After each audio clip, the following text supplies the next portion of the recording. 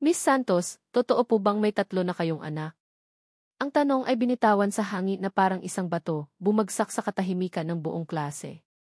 Lahat ng ingay, ang kaluskos ng mga papel at ang bulungan ng mga estudyante ay biglang naputol. Para kay Elara, ang tanong ay hindi lang bato. Isa itong sampal. Isang malakas na sampal na narinig ng lahat. Naramdaman niya ang pag-init ng kanyang mga pisngi, na tila ba ang lahat ng dugo sa kanyang katawan ay umakyat sa kanyang mukha.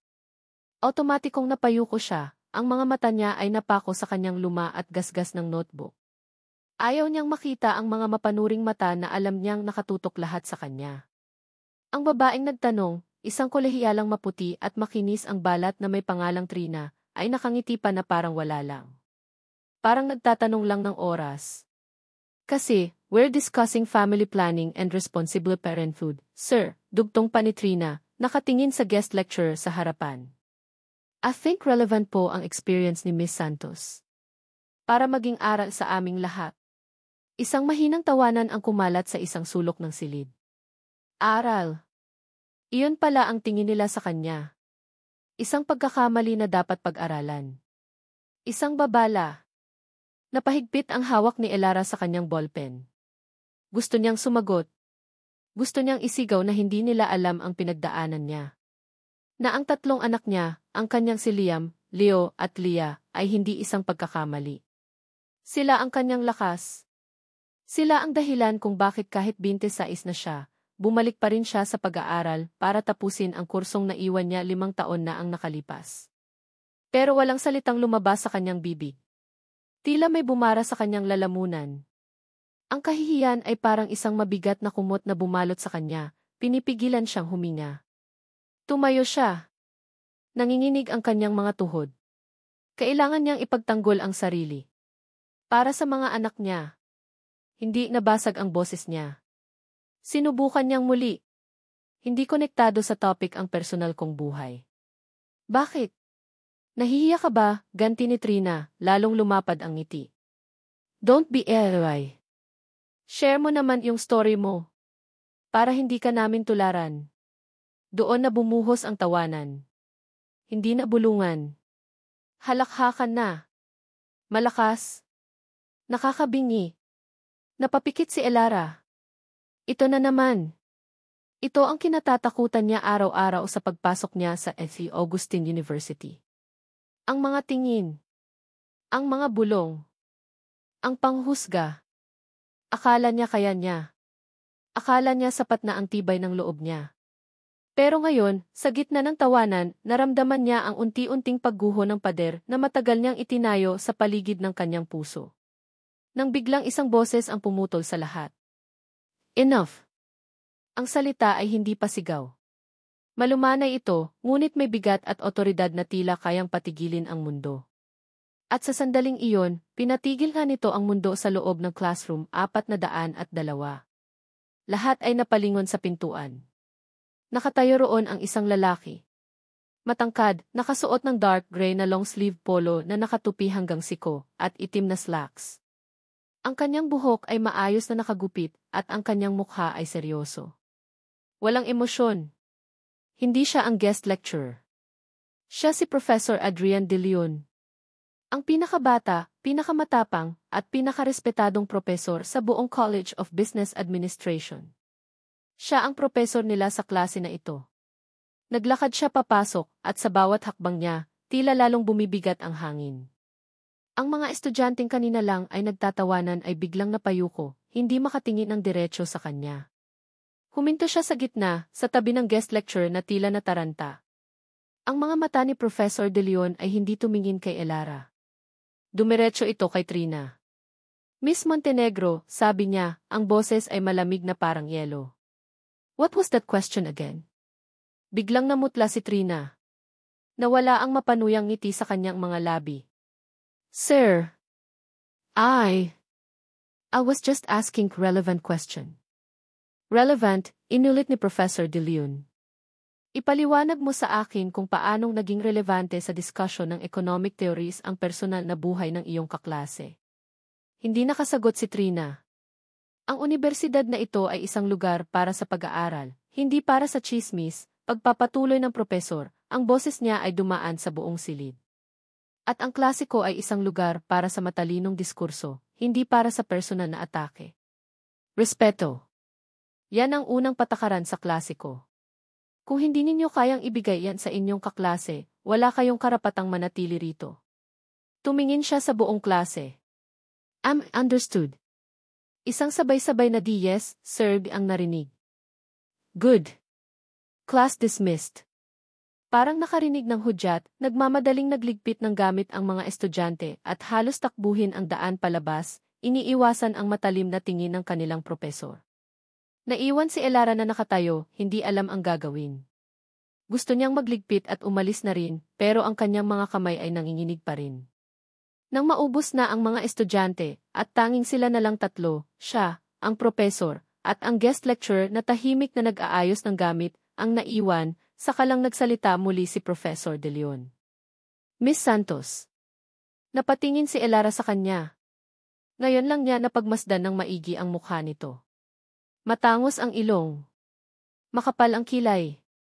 At ang mga mata may kung anong pamilyar sa mga matang iyon. Isang bagay na hindi niya matukoy. Are you okay? Tanong nito. Tumango lang siya. Anong sasabihin niya? Nagusto na niyang umiyak pero pinipigilan lang niya.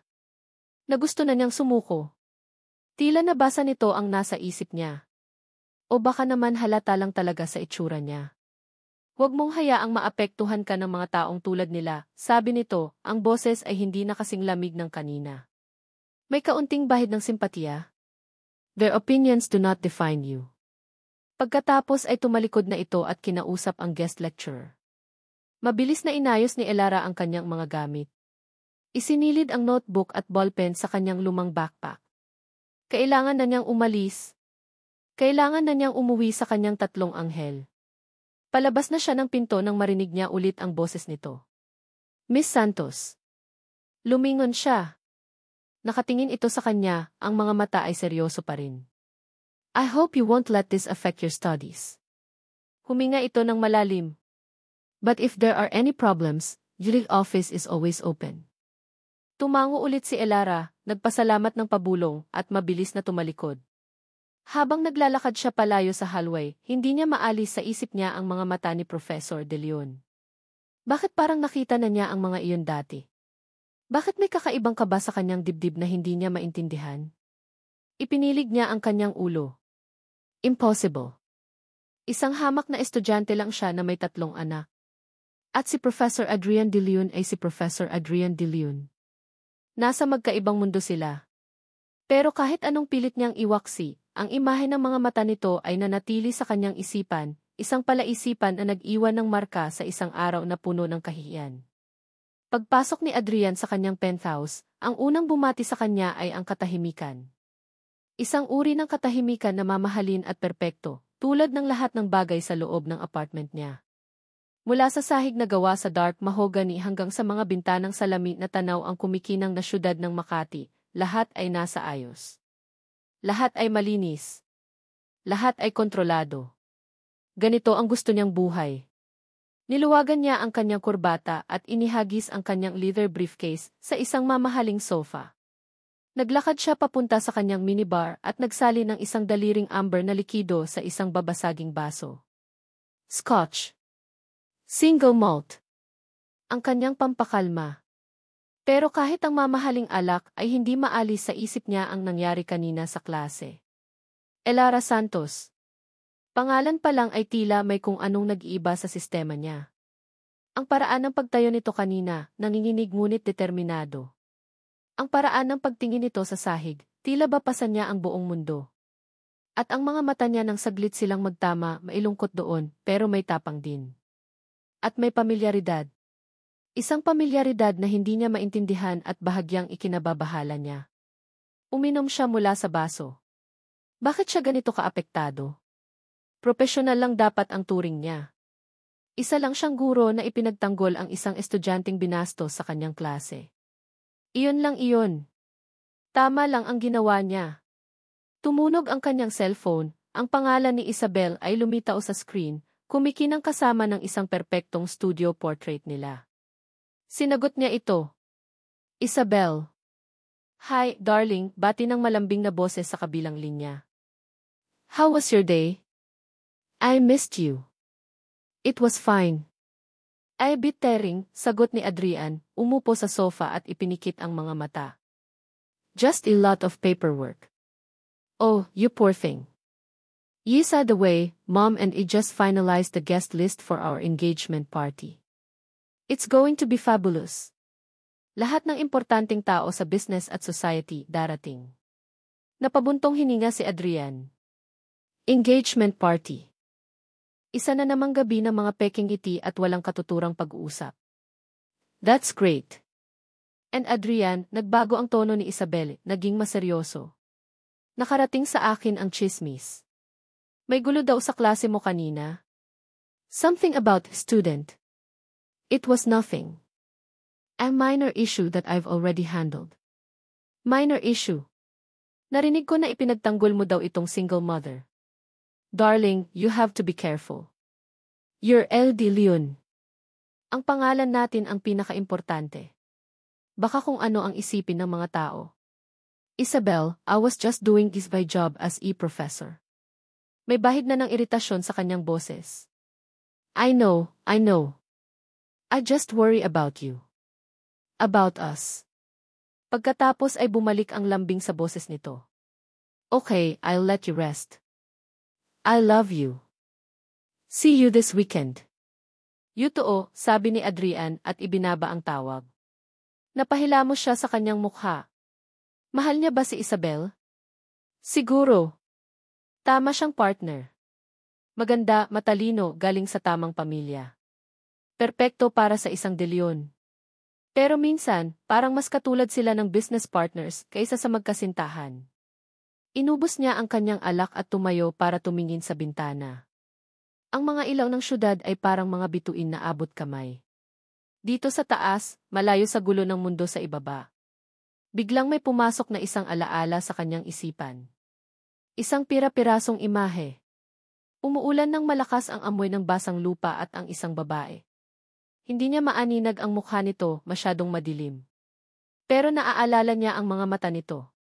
Mga matang malungkot, parang mga bituing nawalan ng liwanag. Naaalala niya ang bigat ng katawan nito sa kanyang mga braso. Napailing si Adrian, pilit iwinawaksi ang alaala. Guni-guni lang iyon. Epekto ng stress at pagod. Isang gabing matagal na niyang kinalimutan. Isang gabing pinili niyang ibaon sa limot. Ilang oras ang lumipas. Hating gabi na. Nakahiga na si Adrian sa kanyang malawak na kama, sinusubukang matulog, nang biglang tumunog ulit ang kanyang cellphone. Hindi pamilyar ang numero. Sino naman ang tatawag sa ganitong oras? Balak sana niyang huwag pansinin, ngunit may kung anong nag-udyok sa kanyang sagutin ito. Hello. Good evening. Is this Professor Adrian De Leon? Tanong ng isang boses ng babae, nagmamadali. Yes, speaking. Who is this? Sir, this is Nurse Reyes from the S. Luke's Medical Center Emergency Room. Biglang kinabahan si Adrian. Hospital. What is this about? Sir, your name is listed as the primary emergency contact for its patient's mother, Elara Santos. Natigilan si Adrian. Ang buong katawan niya ay nanigas. Elara Santos? Bakit? Bakit siya? The patient is her son, Leo Santos. He was brought in due to an accident. He needs immediate medical attention. Parang isang iglap na wala ang antok at pagod ni Adrian. Napabangon siya mula sa kama, ang puso niya ay biglang kumabog ng mabilis. What happened? Is she okay? Is the child okay? Sir, I suggest you come here to the hospital immediately. The mother is in distress and we need to discuss the child's condition with a family member. Hindi na siya nagtanong pa. I'm on his way. Hindi na siya nag-abala pang magbihis ng maayos. Kinuha lang niya ang unang t-shirt at jogging pants na nakita niya, sinuot ang sapatos, at kinuha ang kanyang car keys. Habang mabilis niyang minamaneho ang kanyang sasakyan sa tahimik na mga kalsada ng gabi, ang isip niya ay puno ng tanong. Bakit siya? Bakit ang pangalan niya ang inilagay ni Elara? Nagkakamali ba ang ospital? O ito ba ay isang desperadong hakbang ng isang ina na walang ibang malapitan? Ang pagkalito ay unti-unting napalitan ng pag-aalala. Pagdating niya sa emergency room, ang bumungad sa kanya ay ang amoy ng antiseptiko at ang kontroladong gulo ng mga doktor at nurse. Nakita niya kaagad si Elara, nakaupo sa isang sulok, mukhang pagod at wasak. Ang kanyang mukha ay basang-basa ng luha at ang kanyang mga balikat ay nanginginig. Nilapitan siya ni Adrian. Miss Santos. Nag-angat ito ng tingin at sa mga mata nito, nakita ni Adrian ang purong takot. Sir. Professor G. Bago pa siya makapagsalita, isang doktor ang lumapit sa kanila. Are you a family member? Tanong ng doktor, nakatingin kay Adrian. I'm a friend, sagot ni Adrian, ang tanging salitang pumasok sa isip niya. Okay. Your son, Leo, lost a lot of blood, sabi ng doktor, ang tono ay seryoso at direkta, nakatingin kay Elara. He needs an emergency blood transfusion. We already prepped him. Napatayo si Elara. Gawin niyo po ang lahat, Doc. Please, T. Huminto ang doktor, tila may pag-aalinlangan. There's the problem, ma'am. Your son's blood type it's rare. It's DC negative. Natigilan si Elara, ang mukha ay napuno ng pagkalito. Ano pong ibig sabihin un? Ngunit si Adrian ay hindi na nakikinig sa kanya. AC negative. Ang dalawang salitang iyon ay tumama sa kanya na parang kidlat. Ang ingay ng emergency room ay biglang nawala. Ang tanging naririnig niya ay ang malakas na pagkabog ng sarili niyang dibdib. Napatitig siya sa doktor, pagkatapos ay kay Elara, at pabalik sa doktor. Hindi maaari. Impossible. Isang sansa sa 1,000,000. Nanlamig ang buong katawan ni Adrian dahil ang pambihirang dugo na kailangan ng bata para mabuhay iyon din mismo ang dugong nananalaytay sa kanyang mga ugat. Wala po ba kayong stock sa blood bank, Doc? Kahit saan kahit magkano, babayaran ko po. Ang boses ni Elara ay basag at desperado. Para siyang isang taong nalulunod, kumakapit sa kahit anong bagay na maaaring magligtas sa kanya. Sa anak niya. Ang salitang kirerbi ay umalinggaw sa kanyang tainga na parang isang hatol. AC negative. Ni hindi niya alam kung ano ang blood type niya. Hindi niya naisip na kailangan niyang alamin. Ang tanging alam niya ay ang kanyang anak na si Leo, ang kanyang pinakamalambing na anak, ay nasa loob ng isang kwarto, nakikipaglaban para sa buhay niya, at kailangan nito ng dugo na tila hindi matagpuan. Naramdaman niya ang pag-init ng kanyang mga mata. Magsisimula na naman siyang umiyak. Kailan ba matatapos ang araw na ito? Mula sa kahihiyan sa klase hanggang sa takot sa ospital. Tila ba sinusubok siya ng langit ng walang katapusan? Nang biglang nagsalita ang lalaking kanina patahimik sa tabi niya. I'm JC negative. Napalingon si Elara kay Professor De Leon. Ang kanyang utak ay tila tumigil sa pagproseso ng mga salita. Ano raw? Maging ang doktor ay nagulat. Sir, are you sure? Yes, sagot ni Adrian. Ang kanyang boses ay matatag ngunit ang mga mata niya ay nakapako kay Elara na may isang ekspresyong hindi niya mabasa. Isang halo ng gulat, pagkalito at kung ano pa na mas malalim. I'm JC negative. I can donate. Parang isang himala. Sa gitna ng kadiliman, isang sinag ng liwanag. Napatakip si Elara sa kanyang bibig, ang mga luhang kanina pa niya pinipigilan ay tuluyan ng bumagsak. Pasasalamat. Iyon ang naramdaman niya. Isang napakalaking pasasalamat sa lalaking ito na 2 beses na siyang sinagip sa loob ng isang araw. Sir, totoo po ba? Bulong niya, hindi makapaniwala. Hindi sumagot si Adrian. Tinitigan lang siya nito. Pagkatapos ay bumaling ito sa doktor. What are the procedures? Let's do it now. Ang sumunod na oras ay parang isang panaginip para kay Elara. Mabilis ang mga pangyayari. Kinuha si Professor De Leon para sa screening at blood extraction. Siya naman ay naiwan sa waiting area, nanginginig, nagdarasal. Sa tabi niya ay isang bote ng tubig na iniabot sa kanya ng propesor bago ito umalis. Ni hindi niya namalaya ang hawak niya pa rin ito ng mahigpit. Bakit niya ito ginagawa? Isang estudyante lang niya ako. Isang estranghero. Pero heto siya, nagbibigay ng sarili niyang dugo para iligtas ang anak ko. Sino ka ba talaga, Professor De Leon? Pagkatapos ng halos 2 oras, lumabas ang doktor mula sa operating room, tinanggal ang kanyang face mask at ngumiti. The operation was a success. The transfusion worked. Stable na ang anak ninyo, ma'am. We just need to monitor him for the next 48 hours. Napahagulgol si Elara. Hindi dahil sa takot, kundi dahil sa ginhawa. Isang bigat na tila 1 tonelada ang naalis sa kanyang dibdib. Salamat, Doc. Maraming salamat po. Huwag sa akin kayo magpasalamat, sabi ng doktor, ang tingin ay napunta sa likuran ni Elara. Lumingon siya at nakita si Adrian na papalapit, medyo maputla ngunit nakatayo ng tuwid. You should thank him, sabi pa ng doktor. It's a 1 in a million chance. The same rare blood type. You must be very close. Tumango lang si Adrian, isang maliit at pilit na ngiti ang nasa kanyang mga labi. Pagkatapos ay bumaling ang doktor sa kanya. Professor, can't have a word with you. In private. Kinabahan si Elara. May problema ba? Nakita niya ang 2 lalaki na nag-uusap sa di kalayuan. Seryoso ang mukha ng doktor. Si Adrian naman ay nakikinig lang, ngunit unti-unti nakita ni Elara ang pagbabago sa kanyang mukha. Ang pagkalito ay napalitan ng pagkabigla. Ang kanyang mga mata ay nanlaki at ang kanyang panga ay tumigas. Pagkatapos ng ilang minuto, bumalik si Adrian. Mag-isa. Ang ekspresyon sa mukha niya ay iba na. Malamig. Malayo. Tila may isang pader na biglang itinayo sa pagitan nilang dalawa. Professor, okay lang po ba kayo? May sinabi po ba ang doktor? Hindi siya sinagot agad ni Adrian. Tinitigan lang siya nito, mula ulo hanggang paa, na parang ngayon lang siya nakita. Miss Santos, sabi nito, ang boses ay mababa at may diin.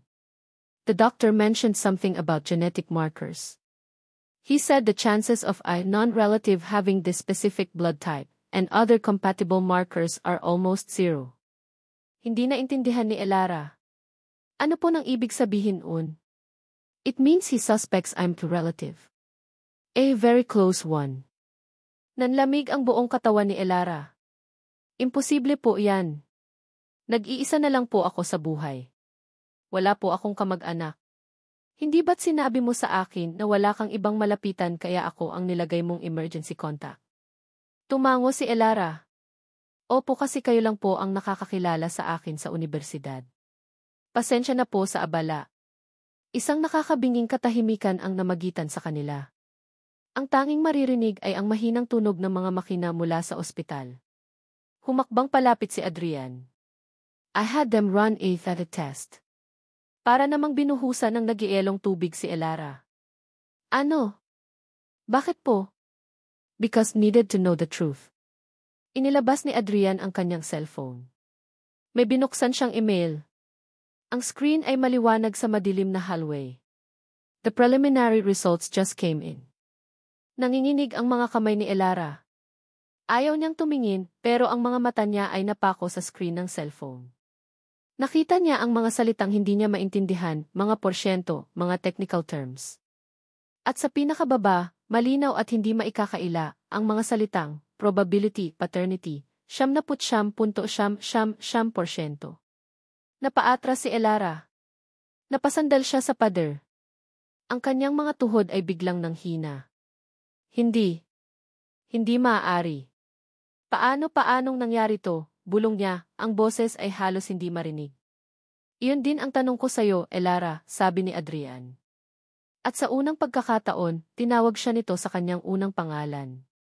Ang tunog nito mula sa kanyang bibig ay nagpadala ng kuryente sa buong katawan ni Elara.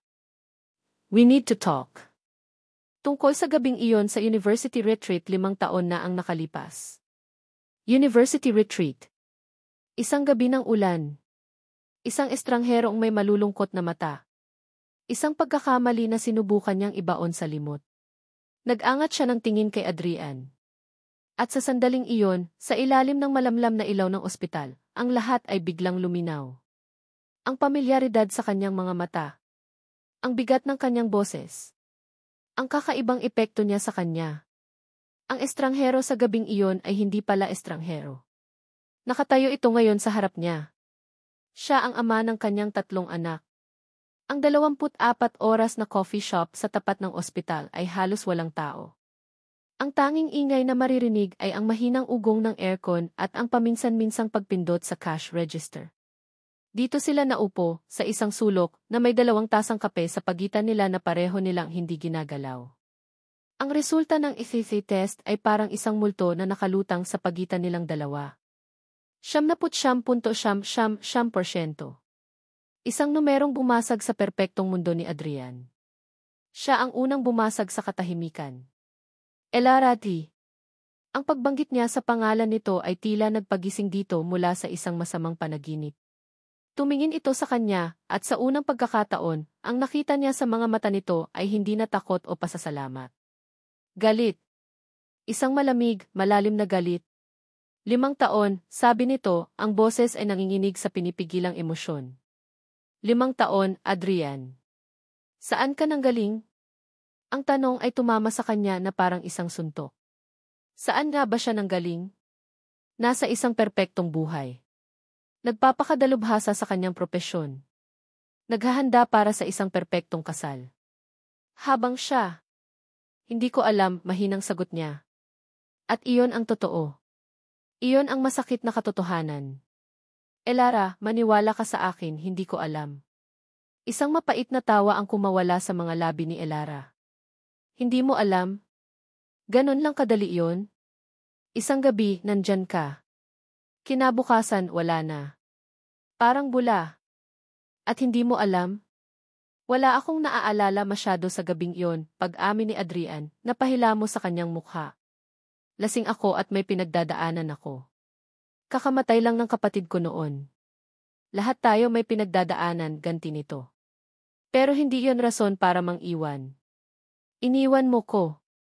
Mag-isa.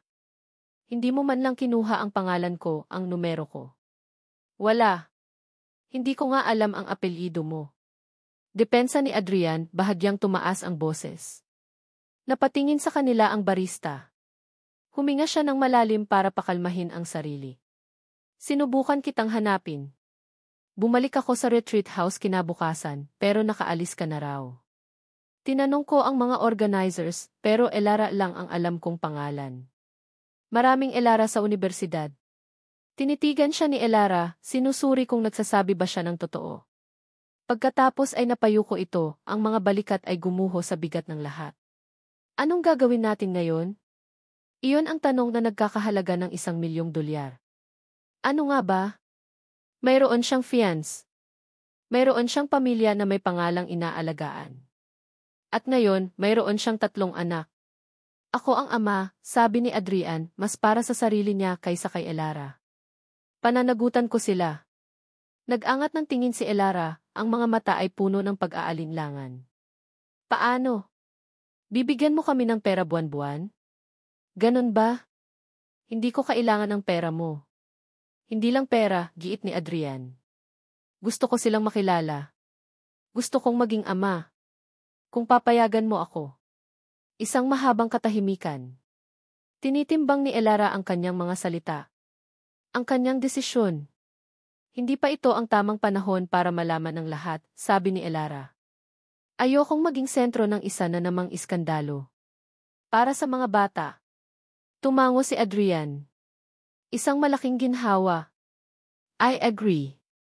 We'll keep this between us. For now. Pero magbibigay ako ng suporta.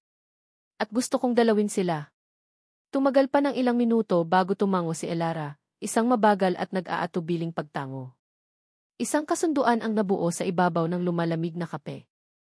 Isang kasunduan na babago sa kanilang mga buhay magpakailanman. Makalipas ang ilang araw, pagkatapos mailabas si Leo sa ospital, natagpuan ni Adrian ang sarili na nakatayo sa harap ng pinto ng isang maliit na apartment sa isang lumang gusali sa Sta. Mesa. Malayo sa kinang ng Makati. Malayo sa kanyang mundo. Kumatok siya. Ang pinto ay bumukas at iniluwan nito si Elara. Nakasuot lang ito ng simpleng t-shirt at shorts, ang buhok ay nakapusod. Mas mukha siyang pagod kaysa noong huli niya itong nakita. Tuloy ka, sabi nito, binigyan siya ng daan. Pagpasok ni Adrian, para siyang pumasok sa ibang dimensyon. Ang apartment ay maliit, marahil kasing laki lang ng kanyang walk-in closet. Ang mga gamit ay simple at halatang luma na. Ngunit malinis. At masaya. May amoy na nilulutong adobo. May mga drawing ng bata na nakadikit sa pader at sa pinto ng ref, may mga laruan na nakakalat sa isang sulok ng sala. Ito ay isang tahanan. Isang tahanan na puno ng buhay na hindi niya kailanman naranasan. At sa gitna ng sala, nakaupo sa sahig, ang tatlong maliliit na bata. Ang dalawang batang lalaki na magkamukhang magkamukha ay nag-aagawan sa isang laruang kotse. Ang isang batang babae naman, na may dalawang maliit na tirintas sa buhok, ay naglalaro ng manika. Bigla silang tumigil nang makita siya. Tatlong pares ng malalaking, bilugang mata ang tumitig sa kanya. Ang mga mata ni Elara. Kids, tawag ni Elara, lumuhod para maging kapantay nila. Siya si Tito Adrian. Kaibigan ni Mama. Kinabahan si Adrian. Hindi niya alam ang gagawin. Paano ba kumausap ng bata? Hi, sabi niya, ang boses ay naging alanganin. Ang dalawang lalaki, na ipinakilala ni Elara bilang sina Liam at Leo, ay tinitigan lang siya ng may pagtataka. Pero ang batang babae, si Elia, ay ngumiti. Lumapit ito sa kanya, dahan-dahan. Huminto sa harap niya, at tinitigan siya mula paa hanggang ulo. Pagkatapos, sa isang iglap, isang bagay na hindi inaasahan ang nangyari. Yumakap ang maliliit nitong braso sa kanyang binti. Natigilan si Adrian. Ang buong katawan niya ay nanigas. Naramdaman niya ang init ng maliit na katawan nito sa kanyang binti, ang lambot ng pisngi nito na nakadikit sa kanyang pantalon. Isang kakaibang damdamin ang dumaloy sa kanyang sistema. Isang init na hindi niya kailanman naramdaman. Mas matindi pa sa kahit anong mamahaling alak. Dahan-dahan, yumuko siya at marahang hinaplos ang buhok ng bata. Hi, Leah. Ngumiti ito ng mas malapad, ipinapakita ang dalawang maliit na dimples sa pisngi. Ang mga dimples niya.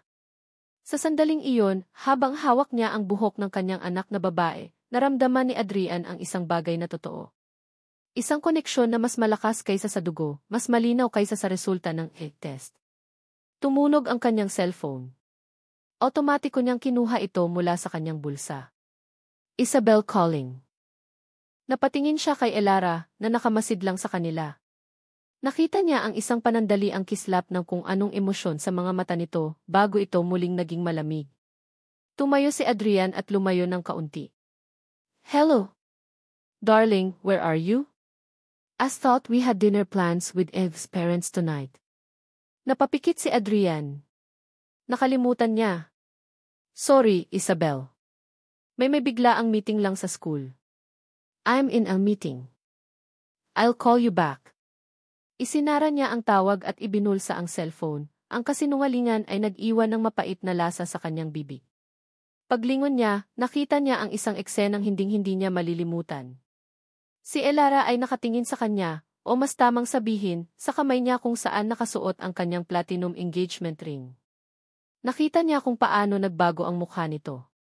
Ang kaunting lambot na nasilayan niya kanina ay biglang naglaho, napalitan ng isang pader na bakal. Isang paalala. Isang paalala na siya, si Adrian de Leon, ay may ibang buhay. Isang buhay kung saan si Elara at ang tatlong batang ito ay isang sikreto. Isang komplikasyon. At habang nakatingin siya sa babaeng nasaktan niya at sa mga anak na hindi niya alam na mayroon siya, naramdaman ni Adrian na ang dalawang mundo niya ay nagsisimula ng magbanggaan. At natakot siya na sa huli, wala siyang maililigtas sa mga ito. Nagdaan ang mga linggo. Ang dating magulo at puno ng takot na buhay ni Elara ay unti-unting nagkaroon ng bagong ritmo. Isang ritmong may kasamang pagbisita mula kay Adrian. Hindi ito madali. Sa bawat pagdating niya, may dalang tensyon.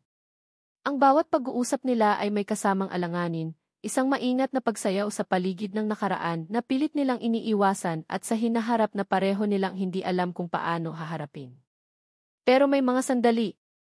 Mga sandali na nakikita ni Elara si Adrian na nakaupo sa sahig. Tinuturuan si Liam kung paano isulat ang pangalan nito.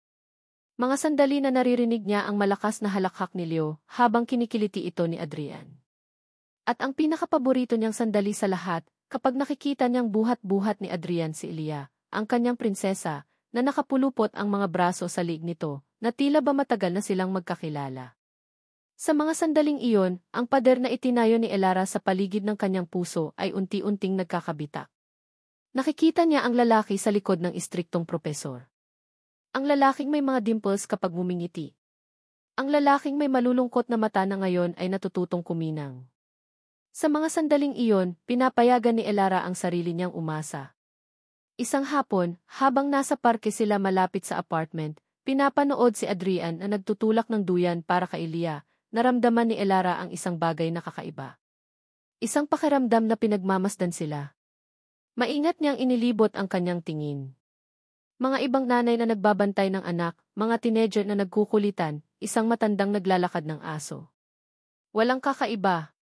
Pero ang pakiramdam ay naroon pa rin, parang isang malamig na haplos sa kanyang batok. Ipinilig niya ang kanyang ulo. Guni-guni lang siguro. Stress. Ang buhay niya ay naging isang roller coaster nitong mga nakaraang linggo, kaya siguro nagiging praning na siya. Pero hindi niya alam na sa kabilang dako ng parke, sa loob ng isang itim na kotse na may tinted na salamin, isang lalaki ang kumukuha ng litrato. Bawat ngiti ni Adrian. Bawat tawa ng mga bata. Bawat tingin ni Elara. Lahat ay nakukunan na itatala. Kinagabihan, habang mahimbing na natutulog ang kanyang mga anak, tumunog ang cellphone ni Elara. Si Clara, ang kanyang matalik na kaibigan. Ang nag-iisa niyang kakampi sa mundo bago dumating si Adrian. Hoy, babae. Kamusta na? Buhay ka pa ba?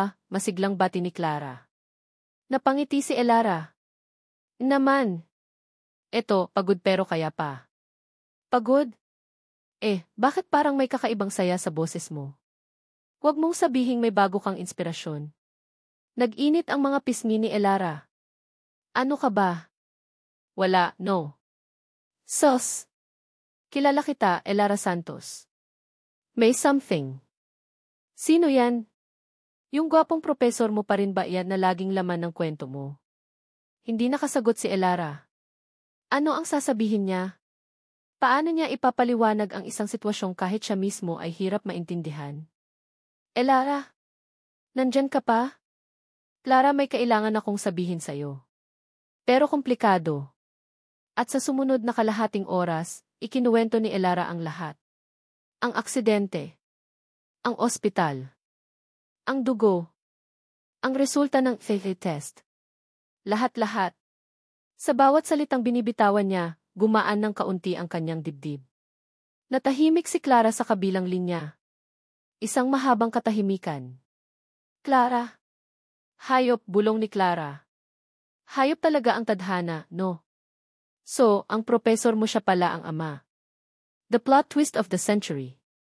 Anong plano nyo? Wala pa. Sikreto muna. Para sa mga bata. At may fiance siya, Clara.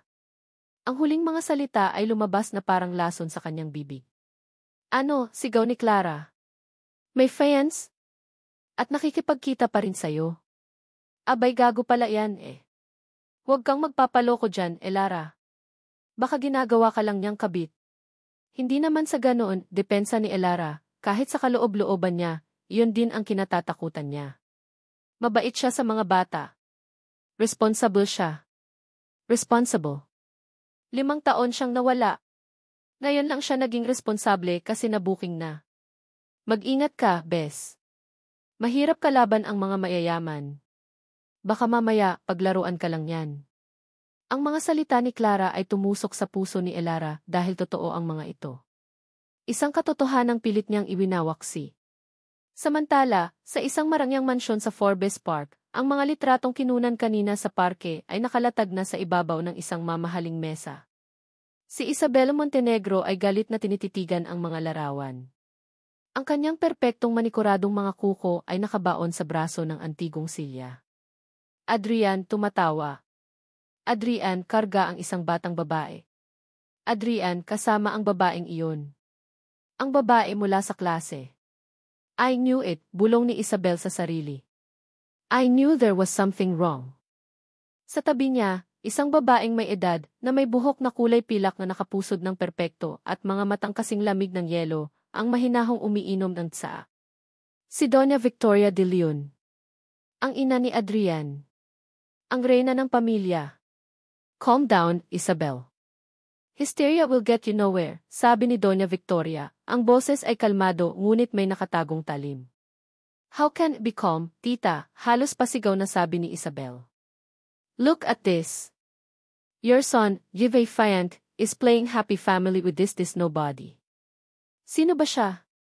Bakit ganyan na lang siya ka-invested sa babaeng yan at sa mga anak niya? Ibinaba ni Doña Victoria ang kanyang tasa. Tinitigan niya ang mga litrato, ang kanyang mukha ay walang emosyon. Pero sa kanyang mga mata, may isang madilim na kislap. I will handle this. Paano, tita? The engagement party is in 2 weeks. Ano na lang ang sasabihin ng mga tao? Hayaan mo akong mag-isip, sabi ng matandang babae. But first, I need to talk to my son. I need to hear his side of the story. Kinagabihan, ipinatawag ni Doña Victoria si Adrian. Ang hapunan ay naging isang tahimik at tensyonadong pagtitipon. Pagkatapos kumain, sa kanilang granding sala, hinarap ni Doña Victoria ang kanyang anak. Adrian, I need you to be honest with me, simula niya. Isabel is worried. At ako rin. Sino ang babaeng ito na lagi mong pinupuntahan? Napabuntong hininga si Adrian. Alam niyang darating ang araw na ito. Ma, she's a student of mine. She needed help. Help? Ngumisi si Doña Victoria. Isang ngising hindi umabot sa kanyang mga mata. Anong klaseng tulong ang kailangan niyang kasama ang 3 anak niya? Adrian, kilala kita. Hindi ka ganyan kabait sa mga estranghero. Hindi na siya estranghero sa akin, Matthew. Bakit? Dahil ba sa mga bata? Tinitigan ni Doña Victoria ang kanyang anak, ang mga mata ay naniningkit. Huwag mong sabihin sa akin na may kinalaman ka sa mga batang yan. Natahimik si Adrian. Ang kanyang katahimikan ay isang pag-amin. Napapikit si Doña Victoria. Ang kanyang perpektong postura ay bahagyang gumuho. Diyos ko! I knew it's De Leon having bastard children. Isang iskandalo. Sisirain nito ang pangalan natin. Ang lahat ng pinaghirapan natin. They are not bastards, tumaas ang boses ni Adrian. They are Jumbai children. At si Elara, she's a good mother. A good mother. Tumawa ng mapait si Doña Victoria. Isang babaeng nagkaroon ng anak sa isang estranghero. Anong klaseng babae yan? Isang gold digger, yan ang tawag dyan. Hindi siya ganoon, ma. Talaga ba? Tumayo si Doña Victoria at lumapit sa kanyang anak. Kung ganon, kailangan mong pumili, Adrian. Ang babaeng yan at ang kahihiyang dala niya o ang pamilyang ito. Ang dangal ng pangalang De Leon. Tinitigan ni Adrian ang kanyang ina. Ang babaeng humubog sa kanya, ang babaeng nagbigay sa kanya ng lahat. Pero ngayon, hinihingi nito ang isang bagay na hindi niya kayang ibigay. Sa di kalayuan, nakatayo sa may anino ng hagdanan, si Isabel ay nakikinig. Isang ngiti ng tagumpay ang unti-unting sumilay sa kanyang mga labi. Ang unang hakbang ng kanyang plano ay nagtagumpay. Ang anino ng pamilyang De Leon ay nagsisimula ng bumagsak. At si Elara, na walang kamalay-malay sa kanyang maliit na apartment, ang siyang unang matatabunan nito. Pag-alis ni Adrian, ang katahimikan sa mansyon ng mga De Leon ay naging mas mabigat. Para itong isang kumot na gawa sa yelo, malamig at nakakasuklam. Pumasok si Doña Victoria sa kanyang pribadong library. Ang amoy ng mga lumang libro at mamahaling leather ay dati niyang ikinakampante. Ngunit ngayong gabi, ang amoy na ito ay tila amoy ng pagkabulok. Isinara niya ang mabigat na pinto na gawa sa Nara. Inutusan niya ang isang katulong na huwag siyang istorbohin. Kailangan niyang mag-isa. Kailangan niyang mag-isip.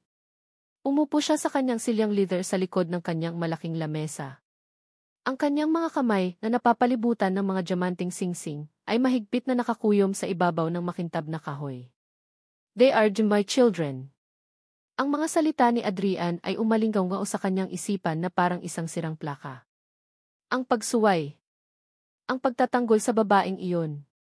Isang babaeng hamak na estudyante na may daladalang kahihiyan. Napapikit si Doña Victoria. Hindi ito dapat nangyayari. Planado na ang lahat. Ang perpektong buhay para kay Adrian. Ang perpektong kasal kay Isabel. Ang pagsasanib ng dalawang makapangyarihang pamilya. Ang lahat ng ito ay nanganganib na masira dahil sa isang pagkakamali mula sa nakaraan. Isang pagkakamali na akala niya ay naayos na niya. Dinala siya ng kanyang alaala pabalik 5 taon na ang nakalipas. Flashback. Ang mansyon ay balot pa rin sa lungkot. Ilang buwan pa lang ang nakalipas mula nang ilibing nila si Antonio, ang kanyang panganay na anak, na namatay sa isang car accident. Si Adrian, ang kanyang natitirang anak, ay parang isang anino. Laging tulala, laging malungkot. Ginawa ni Doña Victoria ang lahat para ibalik ito sa dati, para protektahan ito mula sa karagdagang sakit. Isang umaga, habang tinitingnan niya ang mga sulat na dumating, isang sobre ang kumuha ng kanyang atensyon. Simpleng puting sobre, walang tatak. Ang sulat kamay ay pambabae, maayos at bahagyang nanginginig. Nakapangalan sa kanyang anak, Adrian de Leon. Dahil sa kanyang mother's instinct, o marahil sa pagiging isang mapanuring babae, binuksan niya ito. Sa loob, isang piraso ng papel. Ang mga salita ay puno ng pag-aalinlangan, ngunit may pag-asa. De Leon, hindi ko po alam kung naaalala ninyo pa ako. Ako po si Elara. Nagkita po tayo sa isang gabi sa university retreat. Pasensya na po sa abala, ngunit may mahalaga po akong kailangang sabihin. Nagdadalang tao po ako at kayo po ang amad. Binitawan ni Doña Victoria ang sulat na para siyang napaso. Ang mga salita ay tumusok sa kanya na parang mga punyal. Isang anak pa? Isang bastardo? Sa panahong ito na ang pamilya nila ay marupok pa? Hindi. Hinding-hindi siya papayad. Ang isa pang iskandalo ay tuluyan ng wawasak sa kanila. Wawasak kay Adrian. Kinuha niya ang sulat. Ang kanyang mga kamay ay hindi nanginginig. Ang kanyang puso ay hindi kumakabog. Sa halip, isang malamig na determinasyon ang dumaloy sa kanyang mga ugat. Mayroon siyang tinawagan. Isang lalaking nagngangalang Rico. Isang lalaking ginag-aayos din ng mga problema. Isang anino na matagal nang nagsisilbi sa pamilya de Leon. Rico, sabi niya sa telepono, ang boses ay walang emosyon. Mayroon akong isang problema. Ano po yun, Senora? Isang babae. Isang estudyante. Kailangan mong siguraduhin na hindi na siya kailanman guguluhin ang anak ko. Naiintindihan mo? Opo, Senora. Bigyan mo siya ng pera. Isang halagang hindi niya matatanggihan. At takutin mo siya. Siguraduhin mong mananahimik siya at lalayo. Gawin mo ang lahat ng kailangan. Pero linisin mo. Walang dapat makaalam.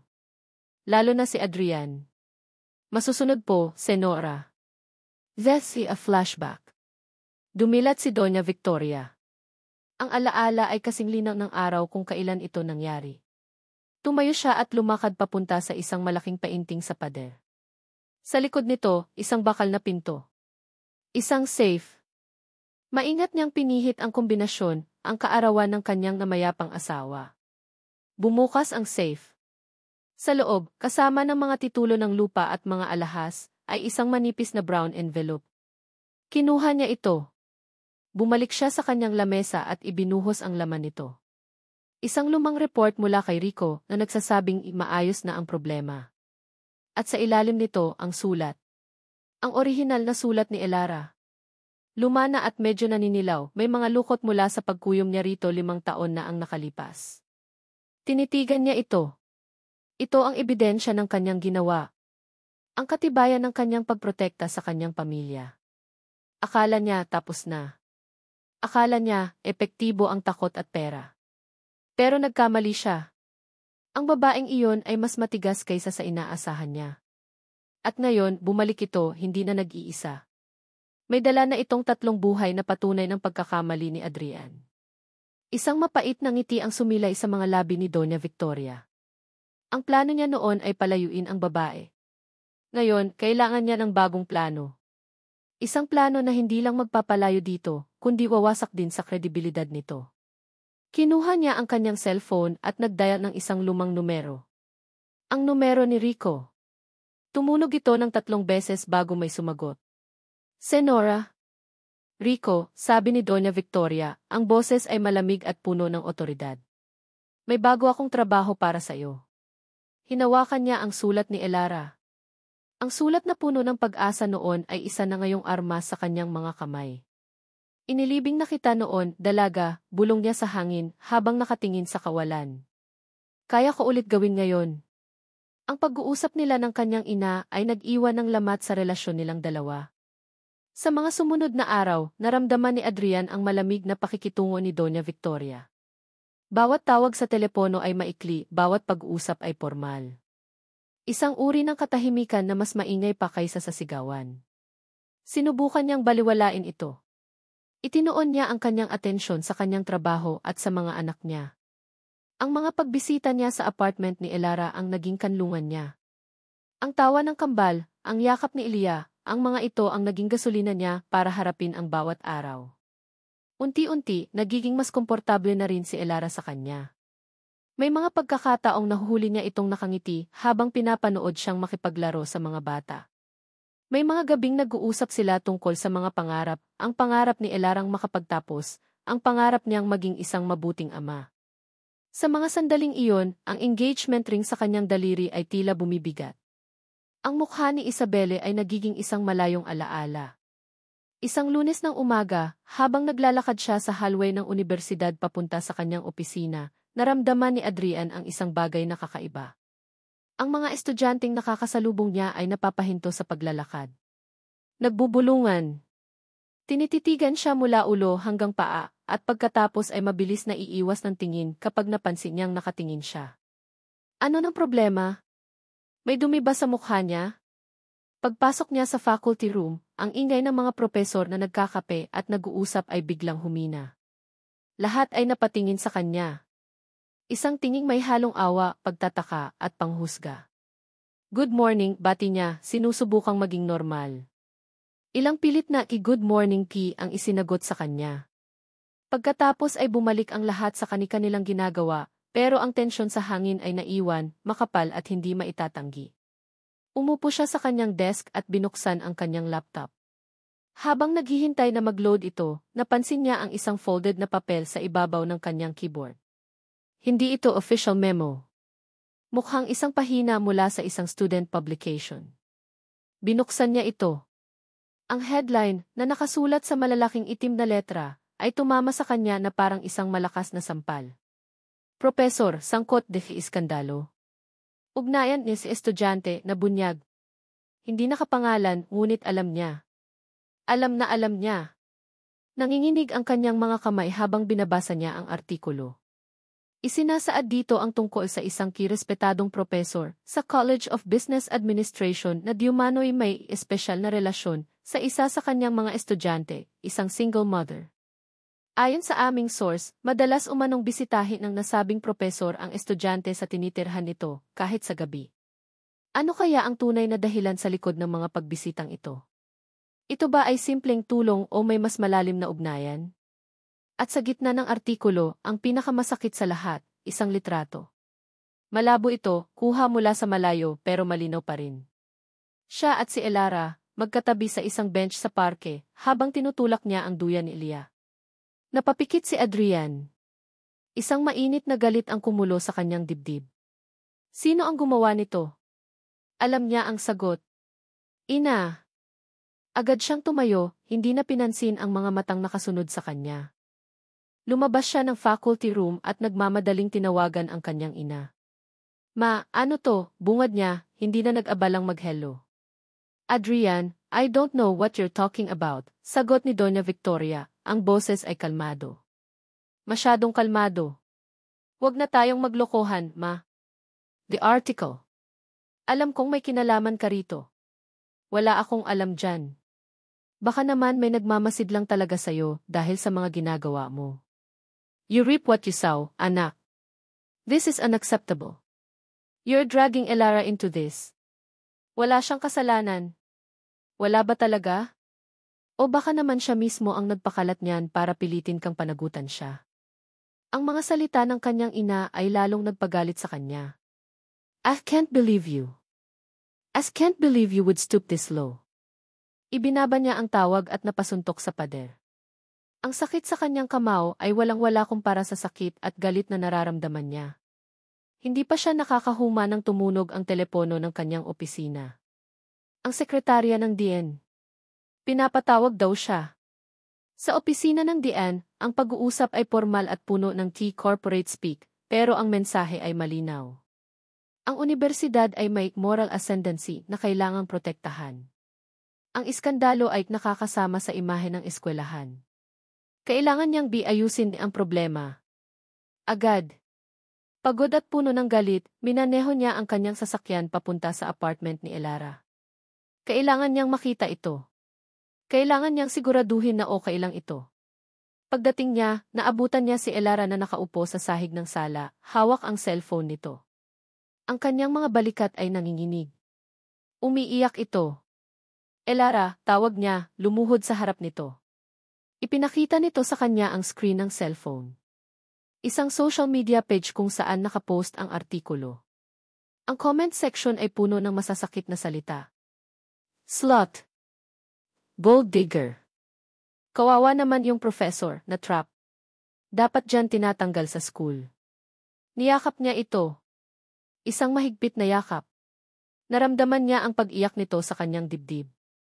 I'm so sorry, bulong niya. I'm so sorry for this.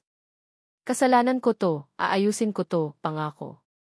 Hinaplos niya ang buhok nito, sinusubukang ibigay ang lahat ng lakas at kapanatagan na kaya niyang ibigay. Ang galit niya sa kanyang ina ay napalitan ng isang matinding pagnanais na protektahan ang babaeng nasa kanyang mga bisig. Nang biglang bumukas ang pinto. Isang malakas na ahem ang pumutol sa sandali. Sabay silang napalingon ni Elara. Nakatayo sa may pintuan si Isabel. Nakataas ang isang kilay, ang mga braso ay nakakrus sa kanyang dibdib. Ang kanyang mga mata ay nag-aapoy sa galit habang tinitingnan sila, mula sa pagkakayakap ni Adrian kay Elara hanggang sa mga luhang nasa pisngi nito. Adrian, sabi ni Isabelle, ang boses ay matamis ngunit puno ng kamandag. Caught in the act, are we? Mukhang kailangan mong ang magpaliwanag. Hindi lang sa akin kundi sa buong mundo. Natigilan si Adrian. Ang babaeng pakakasalan niya at ang babaeng nagsisimula na niyang mahalin sa iisang kwarto. Ang kanyang dalawang mundo ay tuluyan ng nagbanggaan. At siya ay nasa gitna, wasak at hindi alam kung paano paayusin ang lahat. Ang pagpasok ni Isabel sa maliit na apartment ni Elara ay parang pagpasok ng isang bagyo. Biglang sumikip ang espasyo. Biglang bumigat ang hangin. Ang amoy ng mamahaling pabango nito ay tila nilalamon ang pamilyar na amoy ng kanilang tahanan. Mabilis na lumayo si Elara mula sa pagkakayakap ni Adrian na para siyang napaso. Pinunasan niya ang kanyang mga luha, sinusubukang ibalik ang dignidad na ninakaw sa kanya ng mga pangyayari. Isabel, what are you doing here? Tanong ni Adrian, ang boses ay nagulat at may halong inis. What am I doing here? Tumawa si Isabel, isang tawang walang saya. I should be the one asking you that, Adrian. Anong ginagawa mo rito, kayakap ang babaeng to? Tumingin si Isabel kay Elara, mula ulo hanggang paa, na may pagkasuklam. So, ito pala siya. Ang kawawang estudyante na kailangan ng tulong mo. Isabel, stop it, mariing sabi ni Adrian. Let's talk about this outside. No dito natin to pag-uusapan, giit ni Isabel, ang mga mata ay nanlilisik. Gusto kong malaman. Ano nang mayroon sa inyo? At ano nang kinalaman mo sa mga batang yan? Itinuro niya ang kwarto kung saan natutulog ang mga anak ni Elara. Naramdaman ni Elara ang pag-akyat ng dugo sa kanyang mukha. Galit. Wala kang karapatang idamay ang mga anak ko rito. Talaga ba? Sarkastikong sagot ni Isabel. Sila ang dahilan ng lahat ng to, hindi ba? Sila ang ginagamit mo para makuha si Adrian. That's enough, sigaw ni Adrian, humarang sa pagitan ng dalawang babae. Umalis ka na, Isabel. Mag-uusap tayo mamaya. Tinitigan ni Isabel si Adrian pagkatapos ay kay Elara. Isang matalim na ngiti ang sumilay sa kanyang mga labi. Fine. But this isn't over. Pagkatapos ay tumalikod na ito at lumabas ng apartment, ang tunog ng takong ng kanyang sapatos ay parang mga putok ng baril sa katahimikan. Nang magsara ang pinto, naiwan ang isang nakakabinging katahimikan. Elara, I'm sorry, basag ni Adrian sa katahimikan. Umiling si Elara, yumuko. Hindi mo kailangang mag-sorry. Siguro tama siya. No, mali siya, sabi ni Adrian, hinawakan ang braso nito. Walang katotohanan ang mga sinasabi niya. Tumingin si Elara sa kanya, ang mga mata ay puno ng pagod at sakit. Pero siya ang fiance mo, Adrian. Siya ang tama. Ako ang mali sa buhay mo. Bago pa makasagot si Adrian, umalis na ito, pumasok sa kwarto ng mga bata, at isinara ang pinto. Iniwan siyang mag-isa sa sala, napapalibutan ng mga laruan ng mga anak nila at ng bigat ng isang problemang hindi niya alam kung paano paayusin. Kinabukasan, ang bagyo ay lalo pang lumakas. Ipinatawag si Adrian ng kanyang ina sa opisina nito sa De Leon Tower. Hindi ito isang pakiusap. Isa itong utos. Pagdating niya, naroon na si Doña Victoria, nakaupo sa likod ng kanyang malaking lamesa, ang mukha ay kasing tigas ng bato. Adrian, umupo ka, sabi nito, ang boses ay walang emosyon. Umupo si Adrian, handa na sa isa na namang sermon. Pero hindi iyon ang nangyari. Mahal mo ba ang mga batang iyon? Tanong ni Doña Victoria, isang tanong na ikinagulat niya. Opo, mamahal na mahal. Tumango ang matanda, na parabang iyon ang sagot na inaasahan niya. Kung ganoon, kailangan mong malaman ang katotohanan tungkol sa ina nila. Kinuha ni Doña Victoria ang isang malaking brown envelope at inilapag ito sa lamesa sa harap ni Adrian. Tingnan mo yan. Nag-aalangan, binuksan ni Adrian ang envelope. Ang unang dokumento ay isang bank statement. Nakapangalan kay Elara Santos. Nakasaad doon ang isang malaking deposito, 500,000 piso, na pumasok sa kanyang account, halos 5 taon na ang nakalipas, ilang linggo matapos ang tinatayang petsa ng kapanganakan ng kambal. Napakunot ang noo ni Adrian. Ano to? Basahin mo pa, utos ng kanyang ina. Kinuha niya ang susunod na dokumento. Isang kopya ng sulat. Ang sulat kamay ay pamilyar. Ito ang sulat kamay ni Elara. Pero ang mga salita ay iba. M. De Leon. Buntis ako at ikaw ang ama. Alam kong mayaman ka at ayokong maging iskandalo ito para sa pamilya mo. Kailangan ko ng pera para palakihin ang mga bata at para manahimik. Kung hindi mo ibibigay ang kailangan ko, sisiguraduhin kong malalaman ng buong mundo ang ginawa mo. Naghihintay. Elara T. Paulit-ulit na binasa ni Adrian ang sulat. Ang bawat salita ay parang isang dagang tumutusok sa kanyang puso. Ito ba talaga si Elara? Ang babaeng kilala niya, ang mahiyain, mabait, at mapagmahal na ina, ay kaya bang magsulat ng ganito? Isang pananakot. Isang pangingikil. I had this investigated, sabi ni Doña Victoria, ang boses ay puno ng peking awa. Ang perang pumasok sa account niya ay galing sa isang negosyante. Isang matandang lalaki na may asawa. Mukhang hindi lang ikaw ang naging biktima niya, anak. Hindi ako naniniwala, sabi ni Adrian, umiling. Hindi ganitong klase ng tao si Elara. Talaga ba? Tanong ng kanyang ina. Hindi ba't noong una kayong nag-usap, galit na galit siya sa ama ng mga anak niya? Akala niya, iniwan mo siya. Kasi ang totoo, may iba siyang katransaksyon. Ginagamit ka lang niya, Adrian. At ngayong nalaman niyang isa kang De Leon, mas malaking isda ang nahuli niya. Ang mga salita ni Doña Victoria ay parang lason na unti-unting kumakalat sa isipan ni Adrian. Naalala niya ang galit ni Elara sa coffee shop. Naalala niya ang pait nito kapag napag-uusapan ang nakaraan. Maaari kayang ang Elara na nakilala niya ay isang magaling na aktres lang. Ma, kailangan kong makausap si Elara, sabi niya, tumayo. Gawin mo ang nararapat, sabi ni Doña Victoria. Isang bahagyang ngiti ng tagumpay ang makikita na sa kanyang mga labi. Dala-dala ang envelope, minaneho ni Adrian ang kanyang sasakyan. Ang kanyang isipan ay isang magulong battlefield. Ang imahe ng Elara na nag-aalaga sa mga anak nila ay nakikipaglaban sa imahe ng isang babaeng mandaraya na isinulat ang sulat na iyon. Sino ang paniniwalaan niya? Ang kanyang ina na buong buhay siyang prinotektahan? O ang babaeng 5 taon siyang niloko, ayon sa mga ebidensyang hawak niya? Huminto ang kanyang sasakyan sa harap ng apartment ni Elara. Ang puso niya ay mabigat na parang bato. Bumaba siya ng sasakyan, dala ang envelope na parang isang hatol. Ang dating mainit na pakiramdam tuwing pupunta siya rito ay napalitan ng isang nanunuot na lamig. Kumatok siya sa pinto. Nang bumukas ito at bumungad sa kanya ang mukha ni Elara, ang mukhang nagsimula na niyang mahalin, ang tanging nakita niya ay ang babae mula sa mga peking ebidensya. Ang pagmamahal ay napalitan ng pagdududa. Ang tiwala ay napalitan ng hinala. Elara, sabi niya, ang boses ay malamig at walang emosyon. Sabihin mo sa akin ang totoo. Lahat. Ang lamig sa boses ni Adrian ay tumago sa balat ni Elara, mas malamig pa kaysa sa hanging dala ng papalapit na ulan. Nawala ang Adrian na kilala niya nitong mga nakaraang linggo, ang malambing na ama, ang nag-aalalang kaibigan. Ang kaharap niya ngayon ay ang istriktong propesor mula sa unang araw, pero mas masahol. Mayroon itong tingin ng isang hukom. Anong ibig mong sabihin? Tanong ni Elara, ang puso niya ay nagsisimula ng kumabog sa takot. Hindi sumagot si Adrian.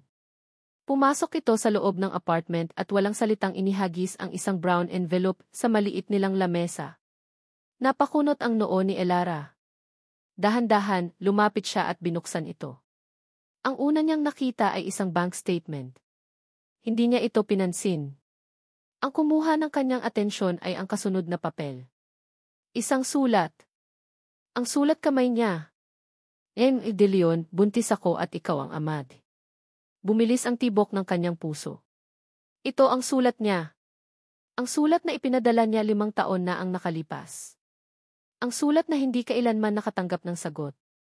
Paano ito napunta sa kanya?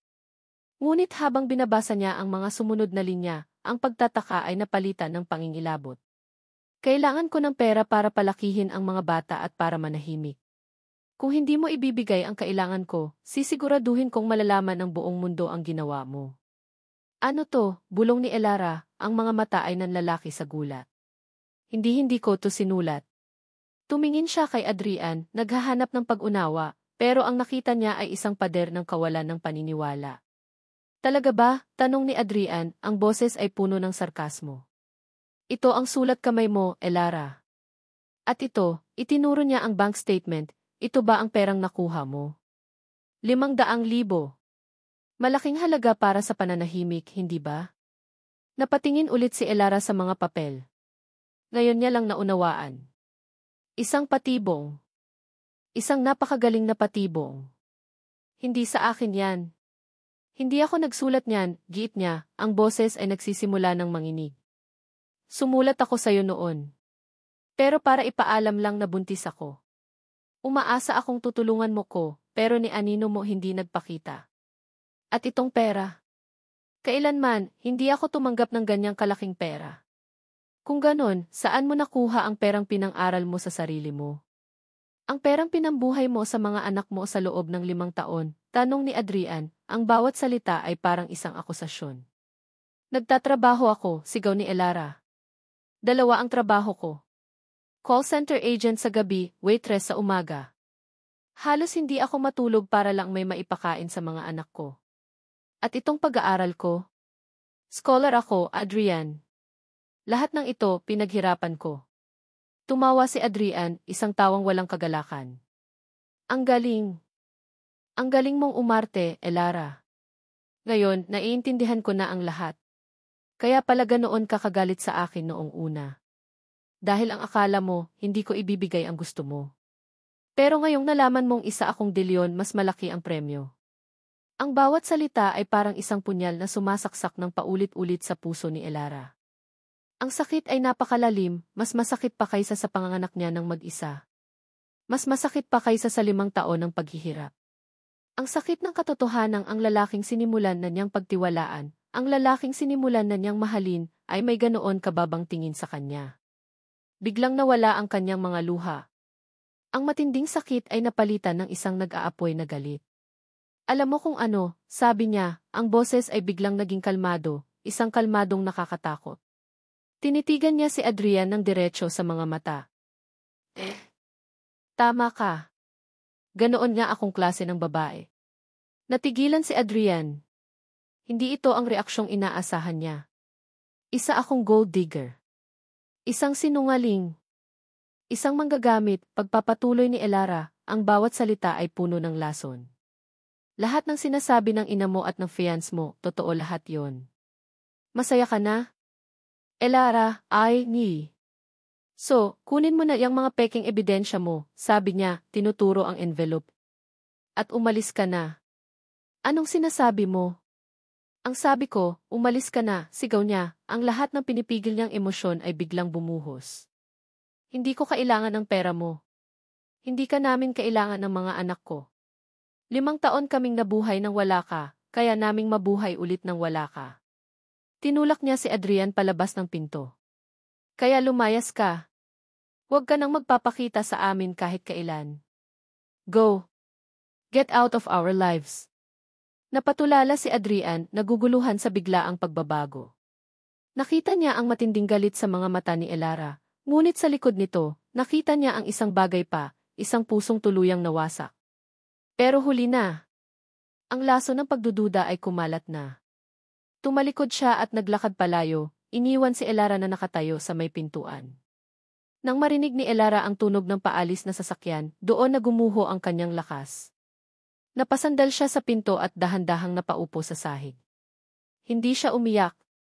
Wala nang luhang gustong lumabas. Ang nararamdaman niya ay isang malawak na kawalan. Isang butas sa kanyang dibdib na mas malaki kaysa sa dati. Ang kaunting pag-asa na itinayo niya nitong mga nakaraang linggo ay gumuho na parang isang kastilyong buhangin, tinanggay ng isang alon ng kasinungalingan at kawalan ng tiwala. Tumingin siya sa bintana, sa madilim na langit. Ang mga unang patak ng ulan ay nagsimula ng bumagsak. Tumayo siya. Pumasok siya sa kwarto at tinitigan ang kanyang 3 anghel na mahimbing na natutulog. Si Liam, si Leo, si Leah. Ang kanyang lakas. Ang kanyang lahat. Hinaplos niya ang kanilang mga pisngi. Hindi. Hindi siya pwedeng maging mahina. Hindi ngayon. Pinunasan niya ang kanyang mga pisnging ni hindi niya namalayang basa na pala. Ang kanyang mga mata ay naging determinado. Tapos na ang pag-iyak. Tapos na ang pag-asa. Hindi na siya tatakbo. Pero hindi na rin siya lalaban para sa isang bagay na wala na. Bukas, aalis sila. Aalis sila sa syudad na ito. Magsisimula sila muli. Silang 4 lang. Tulad ng dati. Mas mabuti na ang mag-isa kaysa umasa sa isang pag-ibig na sa simula pa lang ay isa na palang malaking kasinungalingan. Umalis si Adrian sa apartment ni Elara na may pakiramdam ng isang mapait na tagumpay. Nakuha niya ang kumpirmasyon. Inamin nito. Tama ang kanyang ina. Tama si Isabel. Si Elara ay isang manloloko. Pero habang minamaneho niya ang kanyang sasakyan palayo, sa ilalim ng malakas na buhos ng ulan, ang pakiramdam ng tagumpay ay unti-unting napalitan ng isang nakakabinging katahimikan sa loob ng kanyang kotse. At sa katahimikang iyon, ang huling mga salita ni Elara ay nagsimulang umalingaw-ngaw. 5 taon kaming nabuhay nang wala ka, kaya naming mabuhay ulit nang wala ka. Hindi iyon ang salitang isang babaeng humihingi ng pera. Iyon ay salita ng isang babaeng nasaktan. Ipinilig ni Adrian ang kanyang ulo. Sinusubukan niyang labanan ang pagdududa na nagsisimulang sumibol sa kanyang isipan. Hawak niya ang ebidensya. Inamin na niya. Ano pa ba ang dapat niyang isipin? Dumiretso siya sa isang bar. Isang madilim at tahimik na lugar kung saan maaari niyang lunurin ang kanyang mga iniisip sa alak. Umorder siya ng isang baso ng pinakamatapang nilang whiskey. Habang iniinom niya ito, ang mga alaala ay nagsimulang bumalik. Hindi ang mga masasamang alaala ng pagtatalo, kundi ang mga magaganda. Ang ngiti ni Elara habang pinapanood siyang magbasa ng kwento para sa mga bata.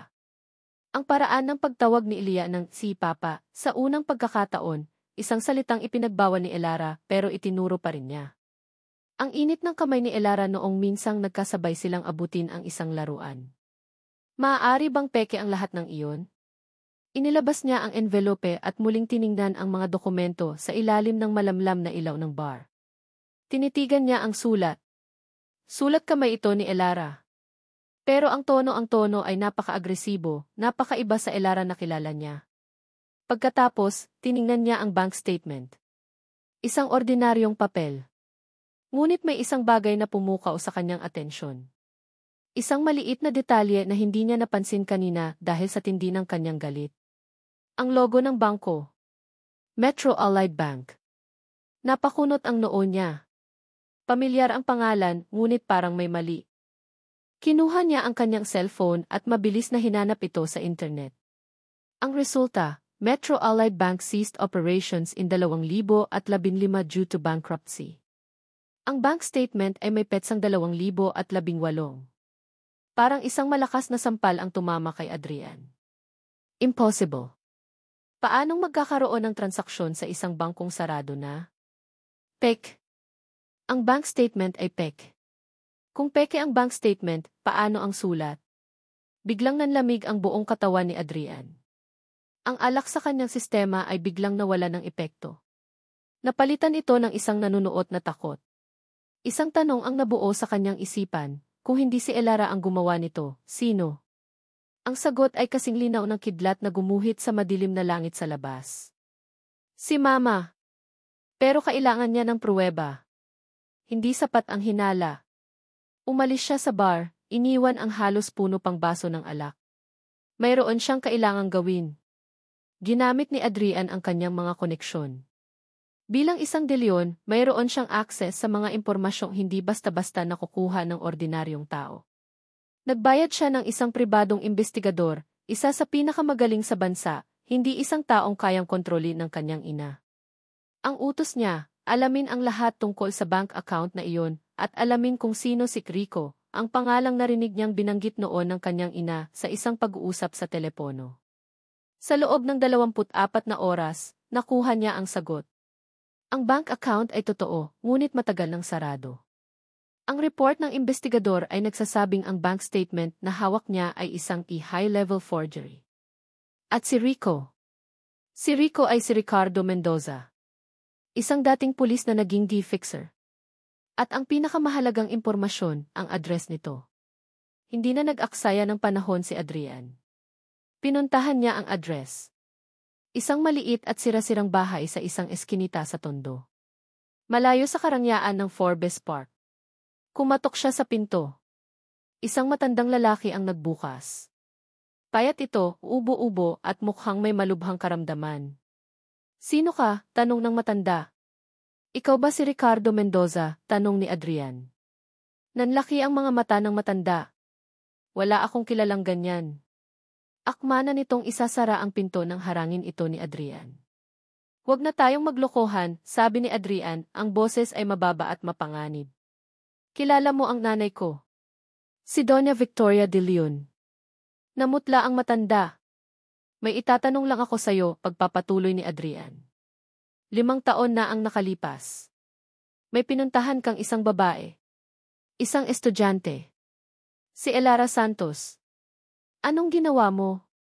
Hindi ko alam ang sinasabi mo, sagot ni Rico, nanginginig. Inilabas ni Adrian ang kanyang checkbook at isang ballpen. Nagsulat siya ng isang halaga. Isang halagang sapat para ipagamot ang sakit nito at para mabuhay ng komportable habang buhay. Ipinakita niya ito sa matanda.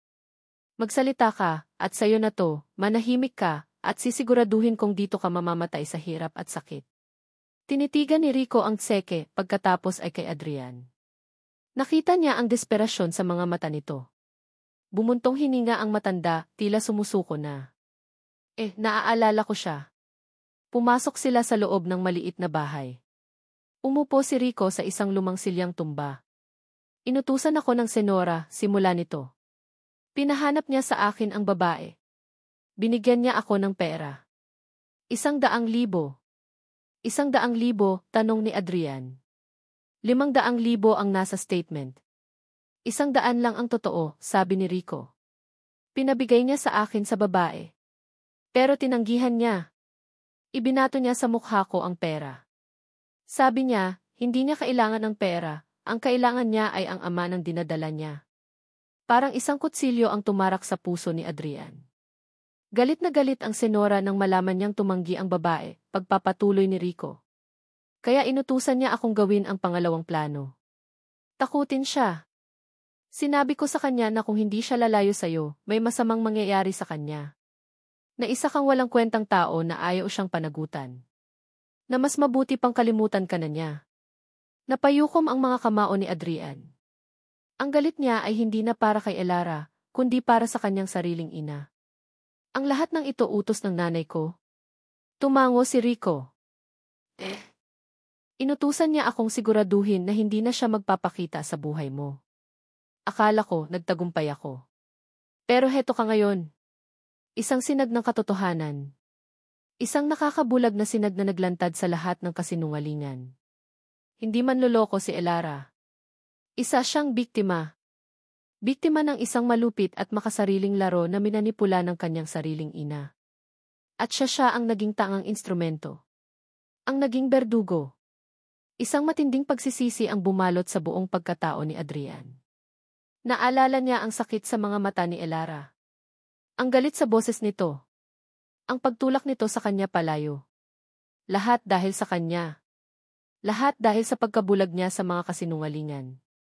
Salamat, sabi ni Adrian, iniwan ang tseke sa lamesa. Mabilis siyang lumabas ng bahay, ang isip niya ay iisa lang ang tinatakbo. Elara. Kailangan niyang makita si Elara. Kailangan niyang humingi ng tawad. Kailangan niyang itama ang lahat. Kinuha niya ang kanyang cellphone at tinawagan ito. Ring. Ring. Ring. Walang sumasagot. Tinawagan niya ulit. Diretso na sa voicemail. Isang masamang premonisyon ang gumapang sa kanyang dibdib. Minaneho niya ang kanyang kotse ng mabilis, halos paliparin ito papunta sa apartment ni Elara.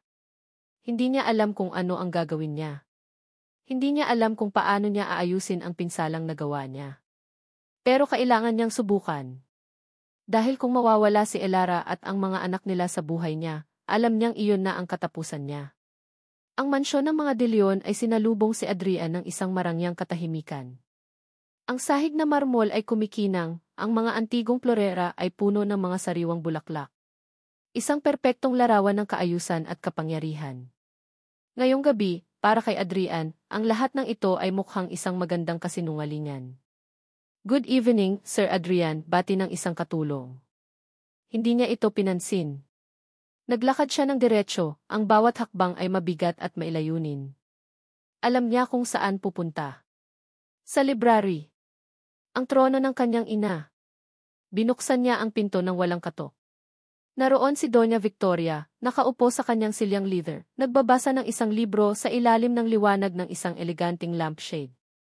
Nag-angat ito ng tingin, bahagyang nagulat sa biglaang pagpasok niya. Adrian. What a surprise. Hindi ka man lang nagpasabi. Bakit, ma? Ang tanong ay simple, ngunit puno ng bigat ng 5 taong kasinungalingan. Nawala ang tipo sa kanyang pananalita. Ngayong gabi, hindi siya anak na gumagalang. Isa siyang lalaking humihingi ng katotohanan. Ibinaba ni Doña Victoria ang kanyang libro. As don't know what you're talking about. Huwag na tayong magkunwari, sabi ni Adrian, lumapit sa lamesa. Kagagaling ko lang kay Rico Mendoza. Sa Tondo. Sa isang bahay na halos gumuho na, kung saan siya ay dahan-dahang namamatay sa sakit. Ang taong inutusan mo para sirain ang buhay ng isang inosenteng babae. Ang perpektong postura ni Doña Victoria ay bahagyang nabago. Isang senyales na tinamaan siya. Inamin niya ang lahat, pagpapatuloy ni Adrian, ang kanyang boses ay nanginginig sa galit. Ang pananakot. Ang pera. Ang mga kasinungalingan. Lahat malahat utos mo. Tinitigan siya ng kanyang ina, ang mga mata ay nanlalamig. Ginawa ko lang kung anong dapat. Para protektahan ka. Para protektahan ang pamilyang ito. Protection. Tumawa si Adrian, isang tawang puno ng sakit. Anong klaseng proteksyon iyon, ma? Ang sirain ang buhay ng ina ng sarili mong mga apo. Ang hayaan silang lumaki sa hirap. Ang hayaan akong maniwala sa isang kasinungalingan na halos sumira sa akin. Isang pagkakamali ang babaeng iyon. At ang mga batang yon, sila ang ebidensya ng pagkakamaling yon, sigaw ni Doña Victoria, tumatayo na rin. Hindi sila pagkakamali. Sila ang pinakamagandang bagay na nangyari sa buhay ko. At si Elara. Si Elara ang pinakamatapang at pinakamabuting babaeng nakilala ko. Binuo niya ang sarili niya mula sa wala, habang ikaw ang sumisira sa kanya mula sa anino. Huminga ng malalim si Adrian. Ibinato niya sa mukha ni Rico ang pera mo. Alam mo ba iyon? Ang kailangan lang niya ay ako. Pero ipinagkait mo iyon sa kanya. Ipinagkait mo sa akin ang mga anak ko sa loob ng 5 taon. Sa unang pagkakataon, nakita ni Adrian ang pag-crack sa maskara ng kanyang ina. Isang kislap ng pagsisisi. O takot. Hindi niya matiyak. Ginawa ko yon para sa'yo, Adrian. Mahinang sabi nito. Hindi umiling si Adrian. Ginawa mo yon para sa sarili mo. Para sa pangalan. Para sa pride. Hindi para sa pagmamahal. Huminga siya ng malalim, naghahanda para sa mga huling salita. Ang mga salitang babago sa lahat. Ayusin mo to, sabi niya, ang boses ay pinal at hindi na mababali. Linisin mo ang pangalan ni Elara. Sabihin mo ang totoo sa DN. Aminin mo ang lahat. Kung hindi, tinitigan niya ito ng diretsyo sa mga mata. Kung hindi, simula sa gabing ito, kalimutan mo nang may anak kang nagngangalang Adrian de Leon. Tumalikod siya, hindi na hinintay ang sagot nito. Habang papalabas siya ng mansyon, ng kanyang dating tahanan, ang pakiramdam niya ay hindi kalungkutan, kundi kalayaan. Samantala, sa maliit na apartment sa mesa, nakatayo si Elara sa gitna ng sala, napapalibutan ng mga nakaimpaking kahon. Nakaupo siya sa sahig, yakap ang kanyang mga tuhod. Biglang tumunog ang kanyang cellphone. Si Clara. Bes, ano na? Nakapag-empek ka na ba? Mahinang sagot ni Elara. Tapos? Ano ng plano mo? Tatakbo ka? Hahayaan mo silang manalo? Hahayaan mong isipin ng buong mundo na isa kang masamang babae? Hahayaan mong isipin ng mga anak mo balang araw na ang nanay nila ay isang talunan? Ang mga salita ni Clara ay parang mga sampal na gumising sa kanya. Hindi ko alam ang gagawin ko, Clara, sabi ni Elara, ang boses ay basag. Pagod na ako. Magpahinga ka. Pero huwag kang susuko, sabi ni Clara. Hindi ikaw yan, Elara. Ang Elara na kilala ko, lumalaban. Ipakita mo sa kanila kung sino ka. Ipakita mo sa kanila na hindi ka nila kayang sirain. Natahimik si Elara. Tumingin siya sa mga natutulog niyang anak. Ang mga inosente nilang mukha. Anong kinabukasan ang maibibigay niya sa kanila kung tatakbo lang siya palagi?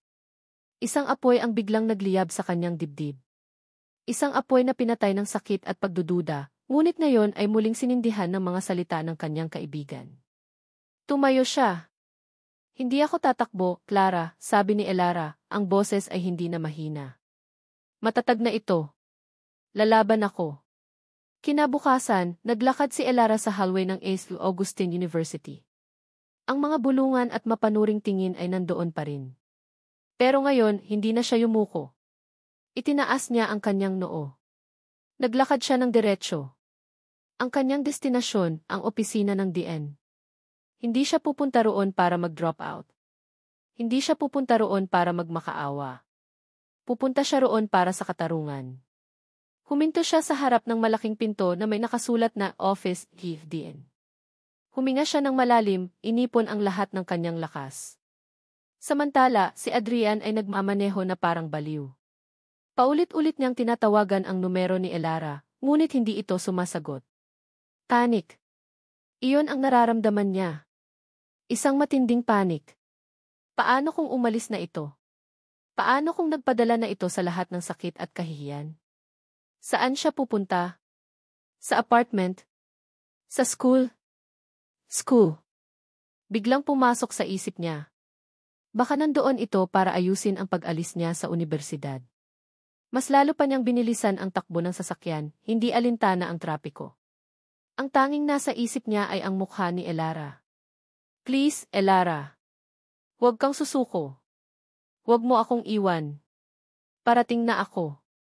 Hindi niya alam na sa parehong sandali, si Elara ay hindi sumusuko. Kumatok siya sa pinto ng DN. Isang katok na malakas, matatag at puno ng determinasyon. Handa na siyang harapin ang lahat. Pagbukas ng pinto, bumungad kay Elara ang nag-aalalang mukha ng sekretarya ng DN. Miss Santos. May kailangan ka? Gusto kong makausap si Dian Alonzo, sabi ni Elara, ang boses ay matatag. May meeting po siya. Hindi ako aalis hanggat hindi ko siya nakakausap. Ang determinasyon sa boses ni Elara ay sapat na para mapilitan ang sekretarya na kumatok sa pinto ng Dian. Pagkatapos ng ilang sandali, pinapasok siya. Nakaupo si Dian Alonzo sa likod ng kanyang malaking lamesa, ang kanyang mukha ay seryoso. Miss Santos, I was not expecting you. Dian, simula ni Elara, huminga ng malalim. Nandito po ako hindi para mag-drop out. Nandito po ako para sabihin ang totoo. Bago pa siya makapagpatuloy, biglang bumukas ang pinto ng opisina. Isang hingal na Adrian ang pumasok. Elara! Nagulat si Elara nang makita siya. Nagkasalubong ang kanilang mga mata. Sa mga mata ni Adrian, nakita ni Elara ang isang bagay na hindi niya pa nakikita dati, desperasyon at matinding pagsisisi. Adrian, anong ginagawa mo rito? Huwag mong gawin to, Elara. Please, sabi ni Adrian, lumalapit sa kanya. Ako na ang bahala. Ako na ang aayos nito. Tumingin si Dian Alonzo sa kanilang dalawa, ang pagkalito ay baka sa kanyang mukha. Professor De Leon, what is the meaning of this? Ngunit bago pa makasagot si Adrian, isa na namang hindi inaasahang bisita ang dumating.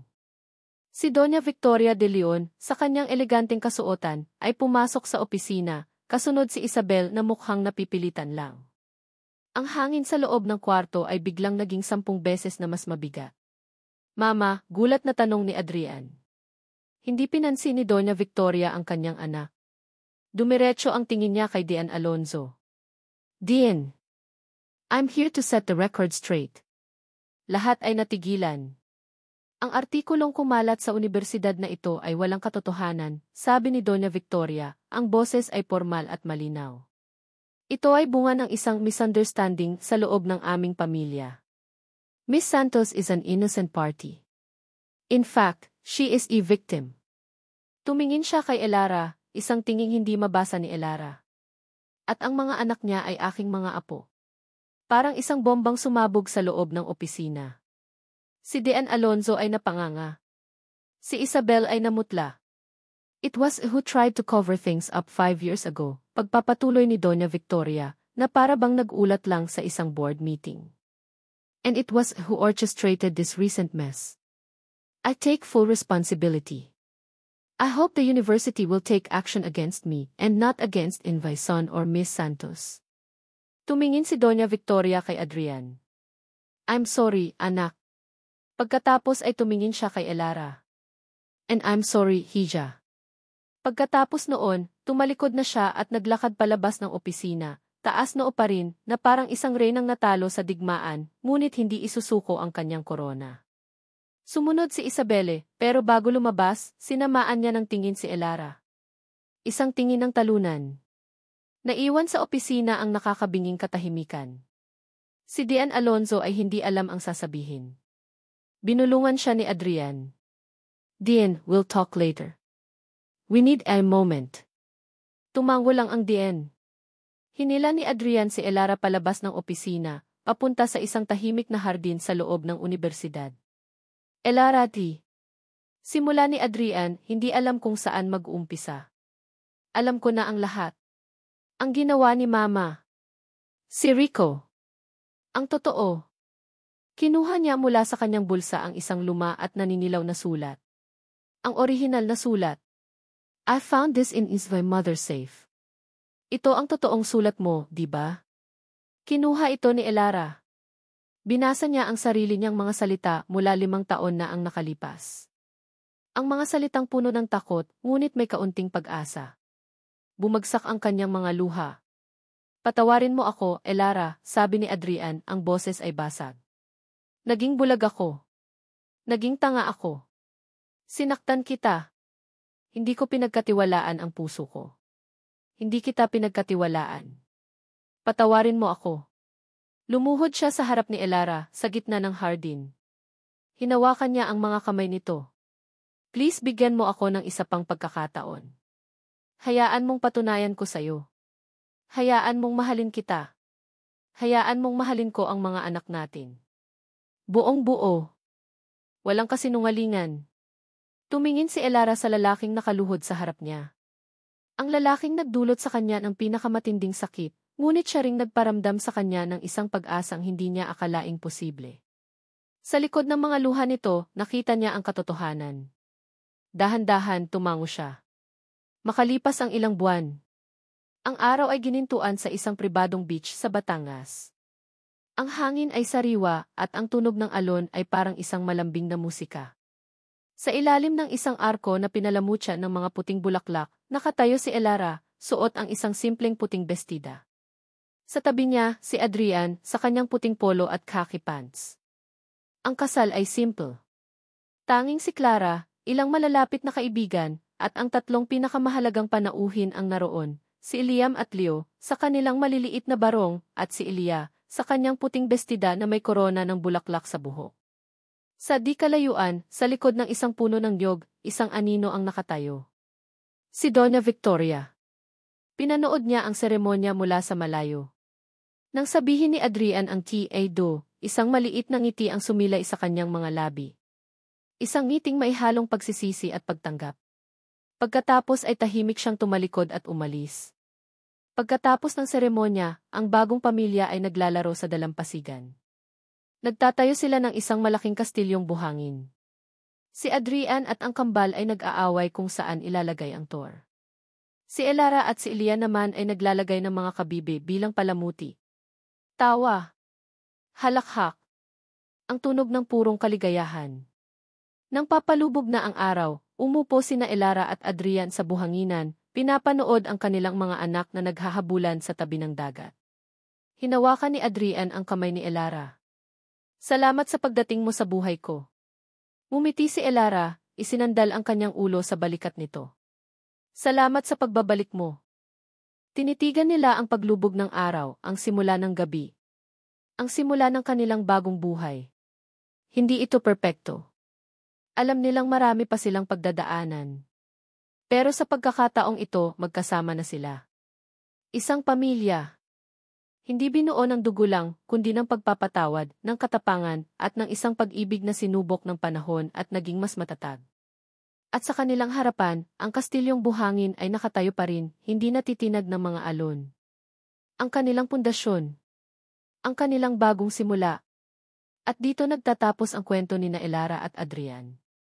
Maraming salamat sa inyong walang sawang pagsubaybay at pakikinig sa bawat kabanata ng kanilang paglalakbay. Mula sa unang patak ng luha ni Elara sa loob ng classroom, hanggang sa huling halik nila sa ilalim ng papalubog na araw, naging karamay ko kayo sa pagbuo ng kwentong ito. Habang isinusulat ko ang bawat salita, ramdam ko ang bigat ng bawat pagsubok na kanilang hinarap. Naramdaman ko ang sakit ng panghuhusga, ang pait ng kasinungalingan, at ang hirap ng pagpapatawad. Ngunit higit sa lahat, naramdaman ko ang hindi matatawarang lakas ng isang ina, ang tibay ng isang pag-ibig na nakatakda, at ang liwanag ng pag-asa na kahit kailan ay hindi namamatay. Sana, sa kwento ni Elara at Adrian, napulutan ninyo ng aral na ang tunay na pamilya ay hindi nasusukat sa dugo o sa kung ano ang tama sa mata ng lipunan. Ito ay nabubuo sa pagmamahal na walang hinihintay na kapalit, sa tapang na harapin ang bawat bukas ng magkakasama, at sa pagpapatawad na siyang naghihilom sa pinakamalalim na sugat. Ang buhay ay puno ng mga Doña Victoria na susubok sa ating katatagan at mga Isabel na hahamon sa ating pagkatao. Ngunit sana, tulad ni Elara, lagi nating piliing maging matapang. At tulad ni Adrian, sana ay lagi nating piliing pakinggan ang ating puso. Hanggang sa muli nating pagkikita sa susunod na kwento. Ngayon, nais kong marinig ang inyong saloobin. Ano ang pinakapaborito ninyong eksena? Anong aral ang pinakanatatak sa inyong puso? E-comment lamang sa ibaba. Muli, mula sa puso ng inyong manunulat, maraming salamat.